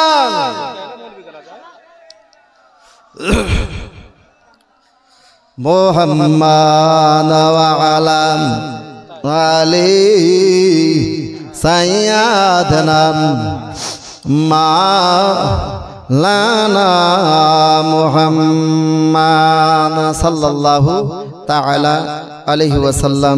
ভাইয়েরা, অনেক আলোচনা করলাম আপনাদের সম্মুখে, পবিত্র কালামুল্লাহ হইতে তেলাওয়াত করেছিলাম। আল্লাহ পাক রব্বুল ইজ্জত বলেন, ইয়া আইয়ুহাল্লাযীনা আমানু ইয়া আইয়ুহাল্লাযীনা আমানু কু আনফুসাকুম ওয়া আহলিকুম নারা। হে মুমিন, হে ঈমানদারেরা, তোমরা নিজেরাও জাহান্নাম থেকে বাঁচো এবং পরিবার পরিজনকেও জাহান্নাম থেকে বাঁচাও। তারপরে একটি হাদিস আমি পাঠ করেছিলাম, আমার নবী পাক সাল্লাল্লাহু তাআলা আলাইহি ওয়াসাল্লাম বলেন, লাআনা রাসূলুল্লাহি সাল্লাল্লাহু তাআলা আলাইহি ওয়াসাল্লাম আল মুতাশাব্বিহাত মিনান নিসা বির রিজাল। ধ্যান দেন, এই ব্যাখ্যাটা করে আমি আপনাদের কাছ থেকে বিদায় নিব। এই যুবক ধ্যান দাও, তোমাদের নিয়ে আলোচনা হবে। বাবার নামে আর স্বামীর নামে, বাবার নামে স্বামীর নামে 1000, কত? বাবার নামে 500 আর স্বামীর নামে 100। নারায়ে তাকবীর, নারায়ে রিসালাত। সমস্ত দানকারী জোরে বলুন জিন্দাবাদ। হ্যাঁ, বলবেন কিছু? হ্যাঁ, একজন বেনামে 5000 দিয়েছে। হ্যাঁ, তো জালসা শেষ করি তারপরে নেবেন। একজন বেনামে জালসা শেষ করি তারপরে নিয়ে। এই যে একজন দান করলেন, কি পদ্ধতিতে একটু শুনেন। হযরত একজন বেনামে 5000 দিয়েছে। বেনামে নারায়ে তাকবীর, নারায়ে রিসালাত। 5000 টাকার দাতা জোরে বলুন জিন্দাবাদ। বেনামিতে কোনো ভাই আমার 5000 টাকা দিয়েছে, আর একজন ভাই দিয়ে গেছেন বাবার নামে 500 আর কার নামে বললো হযরত? স্বামীর নামে 500, বাবার নামে 500, স্বামীর নামে 500। তবে দান করতে শিখেন, কি পদ্ধতিতে দান করবেন, তাহলে নেকিটা বেশি পাওয়া যাবে। এই 500 বললো বাবার নামে, স্বামীর নামে 500, তার মানে এই 500 টাকার সওয়াব পাবে স্বামী, আর 500 টাকার পাবে কে? কে? বাপ। 500 টাকা। আর এইভাবে না বলে যদি বলতো 1000 টাকা আমি বাবা এবং স্বামীর নামে দান করলাম, 1000 টাকা বাবা এবং স্বামীর নামে দান করলাম, তাহলে ওখানে 500 টাকার করে নেকি পেত না, বাবাও 1000 টাকার নেকি পেত এবং স্বামীও 1000 টাকার নেকি পেত। জোরে বলুন। আমি মনে হয় বুঝাতে পারেন এই কথাগুলো আপনাদের। হ্যাঁ, এইভাবে বেশি সওয়াব পাওয়া যাবে, এই পদ্ধতিতে দান করবেন। আর যদি বলেন যে বেটার নামে 500, মায়ের নামে 500, তাহলে 500 করে সওয়াব পাবে। তা না করে একসঙ্গে জড়িত করে দুটাই বলবেন যে বাবা বেটার নামে এবং স্ত্রীর নামে 1000 টাকা করে দান করলাম, 1000 টাকা দান করলাম, তাহলে 1000 করেই সওয়াব পাবে, উভয় পাবে। যাই হোক, আল্লাহ পাক রব্বুল ইজ্জত যেন এই 1000 টাকারই সওয়াব ওনার স্বামী এবং বাপের কবরের মধ্যে পৌঁছাইয়া দেয়। সকলে বলুন আল্লাহুম্মা আমিন। ভাইজান, তো এবারে আমি যে হাদিসটি পড়েছিলাম, আমার রাসূলুল্লাহ বলেন, লাআনা রাসূলুল্লাহি সাল্লাল্লাহু তাআলা আলাইহি ওয়াসাল্লাম আল মুতাশাব্বিহাত মিনার রিজাল আল মুতাশাব্বিহাতি মিনান নিসা বির রিজাল। এই যুবক ধ্যান দাও, আমার রাসূলুল্লাহ বলেন, এমন যুবতীরাও ধ্যান দাও। আমার রাসূলুল্লাহ বলেন, যেই মহিলারা চলাফেরাতে পুরুষের মতো চলাফেরা করে, এক কথায় যেই মহিলারা চলাফেরার ঢং ড্রেস পুরুষের সঙ্গে সাদৃশ্যতা গ্রহণ করবে, আল্লাহ তার উপরে লানত বর্ষণ করেছে, জোরে বলুন। অর্থাৎ যেই মহিলা পুরুষের মতো চলবে তার উপরে আল্লাহ খোদার লোহন আপনার রাসূল আল্লাহ লানত বর্ষণ করেছেন। এই যুবক, এইবারে তোমার বিষয়টা শুনো। এরপরে নবী আমার বলেন ওয়াল মুতাশাব্বিহিনা মিনার রিজালে বিন নিসা, এবং যেই সমস্ত পুরুষ মহিলার বেশে চলে আল্লাহর রাসূল তার উপরে লানত বর্ষণ করেছে, জোরে বলুন। যে পুরুষ মহিলার মতো চলে, পরন বসনে, ড্রেসে, চলাফেরাতে মহিলাদের মতো চলতে ভালোবাসে, আমার রাসূলুল্লাহ তার উপরে লানত বর্ষণ করেছেন। যেই মহিলা পুরুষের মতো চলতে ভালোবাসে তার উপরে লানত বর্ষণ করেছে আমার রাসূলুল্লাহ। বর্তমানের যুগে বলেন তো এই হাদিসটার সঙ্গে আমাদের কিছু বর্তমানের আপডেট ছেলে মেয়েদের মিল আছে কি নাই? আছে কি নাই? অনেক ছেলে মেয়েদের মতো চলাফেরা করে, আর অনেক মেয়ে ছেলেদের মতো চলাফেরা করে না? করে না? ওই আপনাদের দিকে নাই, তবে আমাদের দিনাজপুরে আর মালদার দিকে যাবে, আপনাদের এলাকায় দেখতে পাচ্ছি না। অনেক যুবক ছেলে আছে যারা নিজেকে হয়তো ছেলে হওয়ার কারণে এত আফসোস করছে আল্লাহর কাছে কেঁদে কেঁদে, যে আল্লাহ আমাকে কেন ছেলে বানাইছিলা, কেন মেয়ে ছেলে বানাওনি? অনেক যুবক আছে কান্না করছে মনে হয়। না হলে দেখেন পুরুষ হওয়ার সত্ত্বেও কি করছে, হাতে চুড়ি, হাতে বালা, গলায় মালা, তারপরে কানে দুল, লম্বা লম্বা চুল, কোন দিন যে আবার নাক ছেদে, কানে দুল, কানে দুল, পুরুষ ছেলে মহিলাদের মতো কানে দুল পড়ছে, দুল। অনেক যুবক ছেলেকে দেখলাম লম্বা লম্বা চুল রেখেছে, ওই মাথাতে মহিলার একটা কি যে টায়রা, না ভেল বলে, ভেল টায়রা, মহিলাদের মতো পুরুষেরা এরকম টায়রা পড়ছে। সুবহানাল্লাহ। ওই যে হযরত চলে এসেছেন এইবারে নারে তাকবীর, নারে তাকবীর। সকলে দাঁড়িয়ে যান, সকলে দাঁড়িয়ে যান। नारे तकबीर, नारे रिसालत, मसला के आला हजरत, उलमाए अहले सुन्नत, उलमाए अहले सुन्नत, नारे हैदारी, नारे हैदारी, नारे गौस, नारे गौस, खाजा का दामन, रजा का दामन, अली का दामन, नारे तकबीर, नारे रिसालत, हजरत कारी मौलाना मोहम्मद जाकिर हुसैन रेजवी साहेब, नारे तकबीर, नारे रिसालत। আপনারা একটু একটু আগে আসবেন, কেউ বসবেন না, সকলে চলে আসেন সামনে, কেউ বসবেন না, সকলে সামনে দিকে চলে আসুন। ওই পিছনে যারা দাঁড়িয়ে আছেন সামনে চলে আসেন। তুখার বক্তা ইন্টারনেটে শুনেছেন এতদিন, আজকে চোখের সামনে বসে শুনবেন ইনশাআল্লাহ, শুরু থেকে শেষ পর্যন্ত একদম মধু ভরা সুরে, একদম শুরু থেকে শেষ পর্যন্ত মধু ভরা আছে, মধু, এমন সুন্দর সুর ইনশাআল্লাহ। বহু ওয়াজ শুনেছেন ইন্টারনেটে, তবে আজকে ডাইরেক্ট শুনবেন। একটু সামনের দিকে যুবক ভাই আসেন, রাগ করিয়েন না, আমি আর সময় নিব না। এতক্ষণে যাহা কিছু আলোচনা করেছি বলার মাধ্যমে যদি ভুল ভ্রান্তি হয়ে থাকে তাহলে আমি আপনাদের সম্মুখে ক্ষমা প্রার্থী। এই বলে আমার বক্তব্যের পরিসমাপ্তি ঘোষণা করলাম। ওয়া মা আলাইনা ইল্লাল বালাগ। আসসালামু আলাইকুম ওয়া রাহমাতুল্লাহি ওয়া বারাকাতুহু।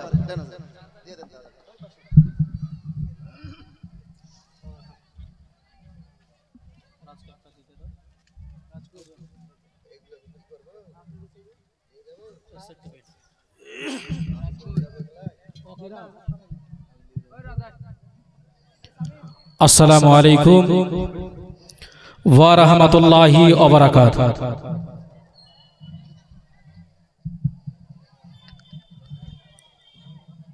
আচ্ছা, আপনারা এদিক ওদিকে দাঁড়িয়ে না থেকে এদিকে সামনের দিকে চলে আসুন না। এবার পশ্চিমবঙ্গ আলোড়ন সৃষ্টিকারী বক্তা, চতুর্বেদী, ভোজপুরি তো ভোজপুরি, সংস্কৃতি, হিন্দি, যে ভাষাতে বলবেন ইনশাআল্লাহ সে ভাষায় পারদর্শী বক্তা